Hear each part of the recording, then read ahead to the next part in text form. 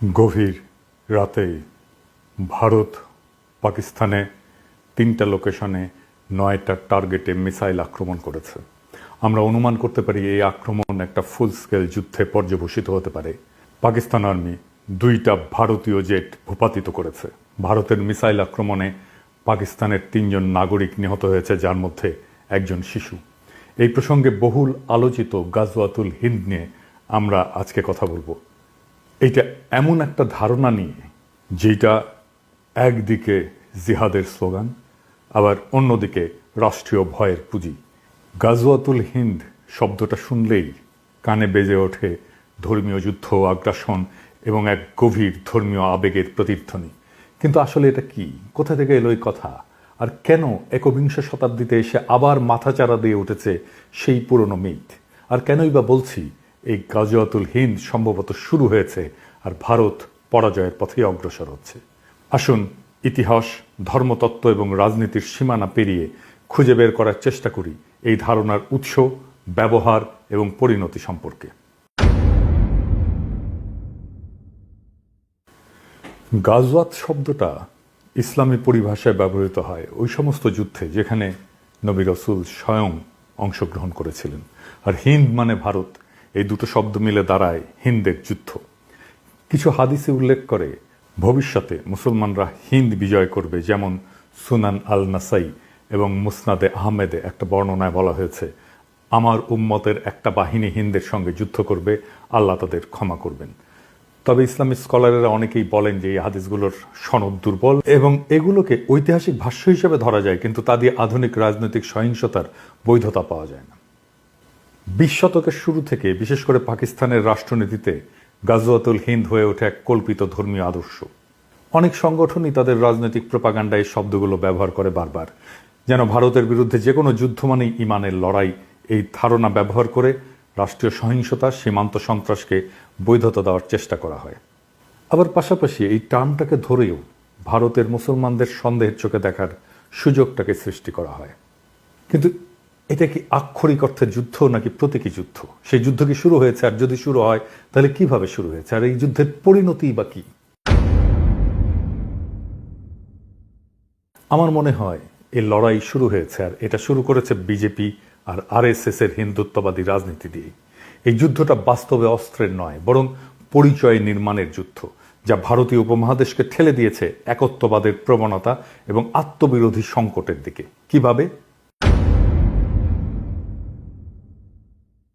ইসলামকে মোকাবেলা করতে গিয়ে হিন্দুত্ববাদ হিন্দু ধর্মের আত্মবিনাশ ডেকে আনছে, এমন একটা আত্মঘাতী প্রকল্পে তারা লিপ্ত হয়েছে যা আদতে শেষ বিচারে হিন্দু ধর্মকেই ধ্বংস করে দেবে। হিন্দুত্ববাদ যতটা না ইসলাম বিরোধী, তার চেয়েও বেশি হিন্দু ধর্ম বিরোধী। কারণ ইসলামকে পরাস্ত করতে গিয়ে সে নিজেরই ধর্মকে এমন এক কাঠামোর ভেতরে বন্দী করতে চায় যা ইসলামিক তৌহিদ বা মনোথেইজমের ছায়া। ইসলাম এবং হিন্দু ধর্মের মূল তফাৎ হচ্ছে বহুত্ববাদ বনাম একত্ববাদ। দুই ধর্মের দুই আত্মা। ইসলাম জন্ম থেকে একত্ববাদী এবং তার ইমানের কেন্দ্রে এক এবং অদ্বিতীয় আল্লাহর ধারণা। হিন্দু ধর্ম ঠিক তার উল্টো, সে দাঁড়িয়ে আছে বহুপদ, বহুদেব, বহু সাধনার উপরে।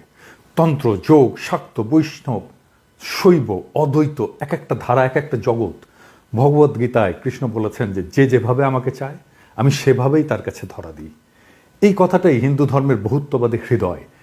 কিন্তু হিন্দুত্ববাদ ইসলামকে পরাস্ত করতে গিয়ে ইসলামিক কাঠামো গ্রহণ করে ফেলে। হিন্দুত্ববাদের মূল সমস্যা হলো এটা ইসলাম বা খ্রিস্টান মতবাদকে প্রতিযোগী ভাবতে গিয়ে তাদের কাঠামোকে নিজের অস্ত্র বানাতে চায়। যেমন এক জাতি, এক ভাষা, এক পরিচয়, এক সংস্কৃতি। এ সমস্ত ধারণা ইসলামী উম্মাহ বা খ্রিস্টান নেশন স্টেটের ধারণার কাছাকাছি। হিন্দুদের মাঝে ঐক্য প্রতিষ্ঠা করতে গিয়ে সে এক দেবতা, এক আচার, এক ভাষার সন্ধান করে।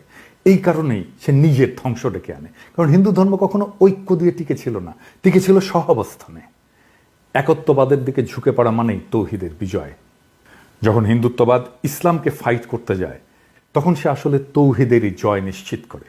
সে মূর্তি পূজাকে তখন লজ্জা হিসেবে দেখতে শুরু করে, পৌরাণিকতাকে অস্বীকার করে, আত্মতত্ত্ব, রূপক, রসতত্ত্বকে সরিয়ে দেয়। বেদান্তের তম অসি এর বিপরীত তৈরি করে শুদ্ধ হিন্দু পরিচয়ের কাঠিন্য। এইভাবেই হিন্দুত্ববাদ বহুত্ববাদী আধ্যাত্মিকতাকে হত্যা করে, অর্থাৎ হিন্দু ধর্মকেই সে হত্যা করে। এভাবেই মোদি আত্মহননের পথে হিন্দুত্ববাদ দিয়ে হিন্দু ধর্মকে নিয়ে যাচ্ছে।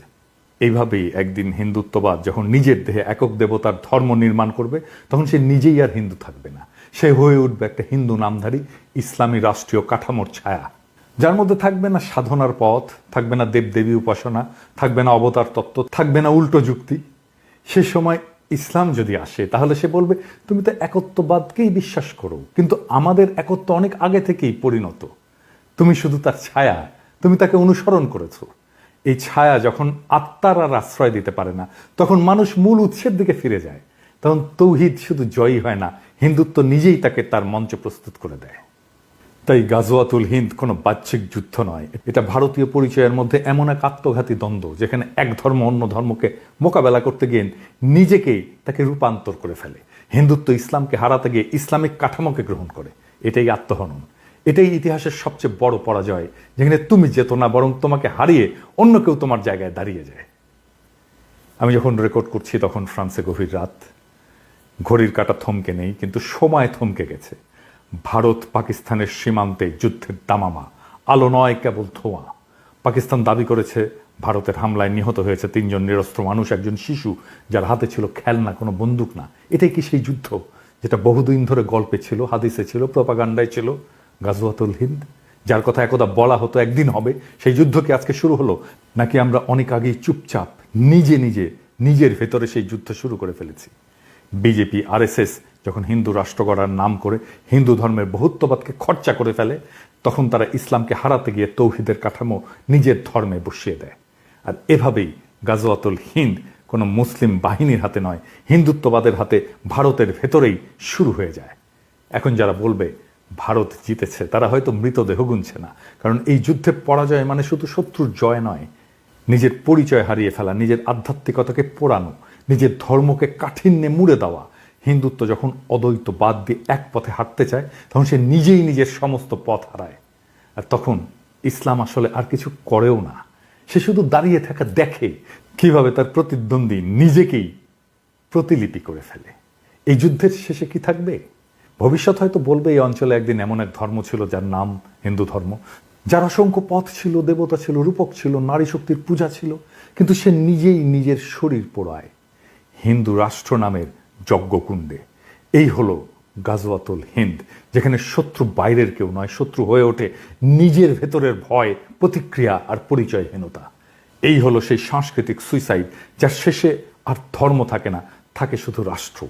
আর সেই রাষ্ট্রে মানুষও থাকবে না, থাকবে শুধু বিজয় লিখে রাখা এক শূন্যতা, এক ঐতিহাসিক পরাজয়, যার শুরুটা ভারতের হিন্দুত্ববাদীদের হাতে, যারা হিন্দু ধর্মকে বিজয়ী করতে গিয়ে আখেরে তার নিজের ধর্মকেই পরাজিত করে ফেলে।